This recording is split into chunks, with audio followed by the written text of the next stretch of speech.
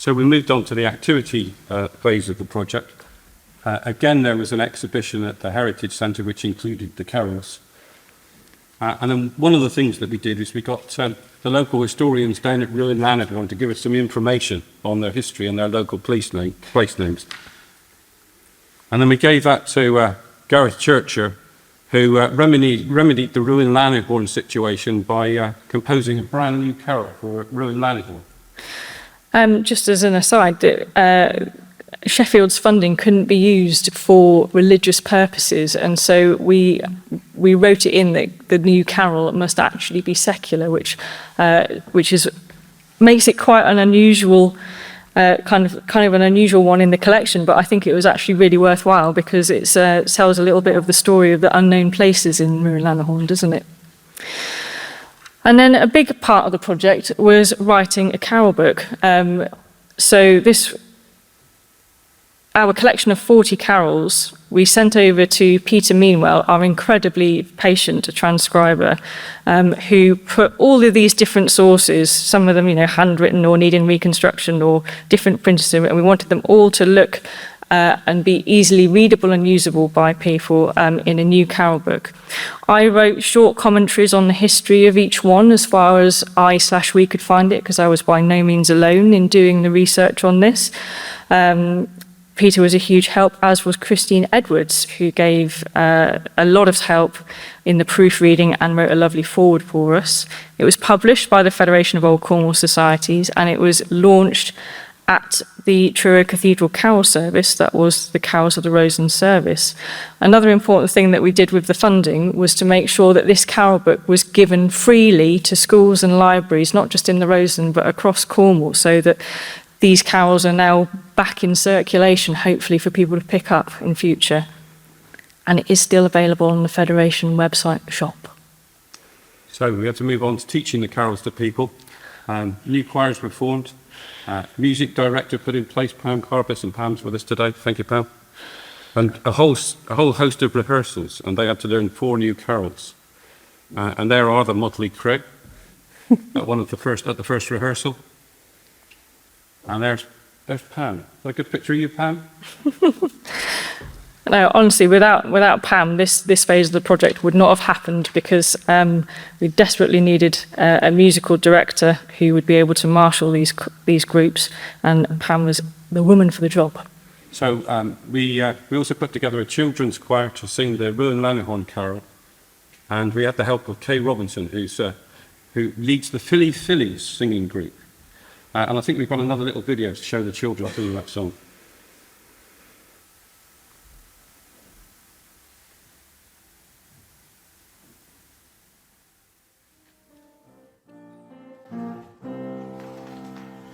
This quiet place has stories to tell. St Ruan came here with such church and well. It once was busy with people and trade, as journeys from London to Penzance were made. Lanihorne, Lanihorne, land gate, money's up, money's up.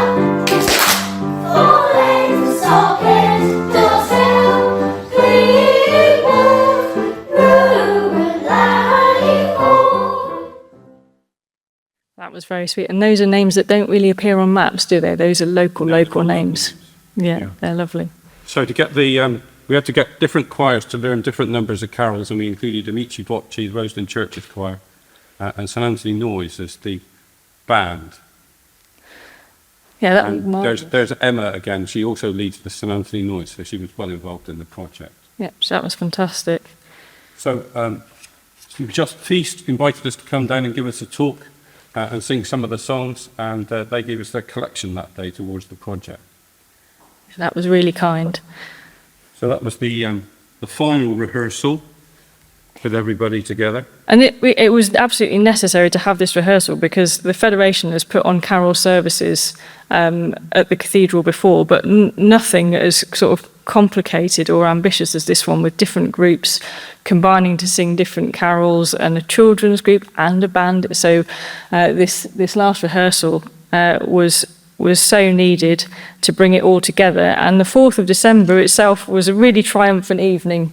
We had a lot of support from Roseland Carol Society and Bert Biscoe, who were always so helpful with these. We launched the book, which we're really happy sold really well. I hope people are enjoying those throughout the year.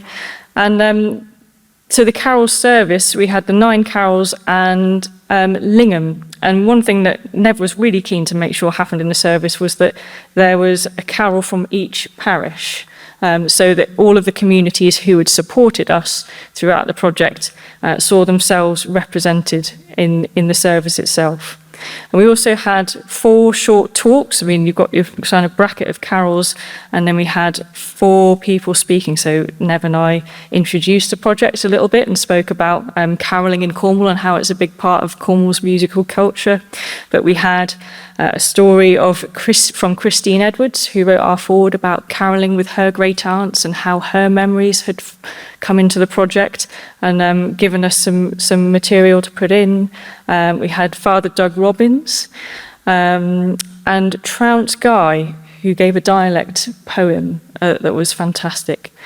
Another important part of the service that Chris Trevina, who hasn't had a mention yet, but he is out there, helped us with was live streaming it.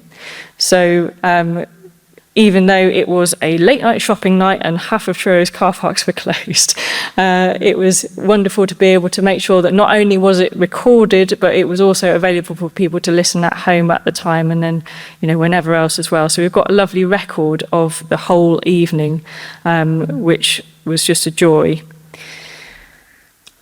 One of the unintended consequences of getting so many choirs involved is, of course, that having persuaded them to learn the new carols and put them in their repertoire, they all used them in their rehearsals and performances in the lead up to Christmas.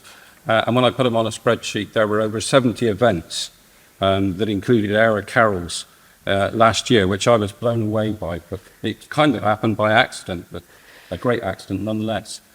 And we should be able to show you another video now to show you a little bit about what we're talking about, the carols themselves.